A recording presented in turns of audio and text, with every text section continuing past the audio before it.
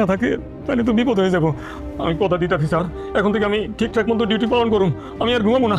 আব্বা, দেলোয়ার চাচা যেহেতু এত করে বলতেছে, এবারের মতো তাকে মাফ করে দেন। তার চাকরিটা চলে গেলে বউ বাচ্চা নিয়ে খুব বিপদে পড়ে যাবে। ঠিক আছে, মাফ করে দিলাম, কিন্তু তোর এই মাসের বেতন কাটা। কি কথা? চুপ! একটা কথা কইলে লাথি মেরে বাইর করে দেবো। এই কান ধর, কান ধরে বল, জীবনে আর কোনোদিন ডিউটিতে বাকি দিব না, ডিউটির সময় ঘুমাবো না। ধর কান ধর। আব্বা কি ধরনের কথা বলেন? দেলোয়ার চাচা একজন মুরব্বী মানুষ, উনি কেন কান ধরে বস করবে? আরে কিসের মুরব্বী? দারোয়ান আবার মুরব্বী হয় নাকি? এই কাঁধে ধর, কাঁধে ধরে বল, ঠিক মতো ডিউটি করবি, নাইলে কিন্তু চাকরি থেকে বাইর করে দেবো। স্যার এই যে কানে ধরলাম, এখন থেকে ঠিকঠাক মতো ডিউটি পালন করবো, তারপর আমার চাকরি থেকে বাইর করে দিন না স্যার। কথাটা যেন মনে থাকে। আমার আপু কোথায়? আমার বউ কোথায়? আরে মারিয়া, তুমি কাকে বলতেছো? আমি তোমার বউ, এই যে এখানে দাঁড়ায় আছি। কি বলো, তুমি আমার বউ হতে যাবে কেন? তুমি তো আমার শালি মারিয়া।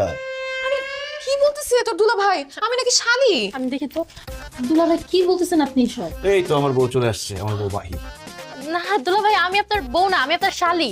খবরদার, একদম ফাজলাম করবে না। তুমি আমার শালি হবা কেন? তুমি আমার বউ মাহি, আর তোমার পাশে যে দাঁড়িয়ে আছে সে শালি। ওলা আলমগীর, এগুলো কি বলতেছে? বউকে বলতেছে শালি, শালিকে বলতেছে বউ। আবু, ঘটনা কি? ঘটনা তো আমিও বুঝতেছি না রে মা।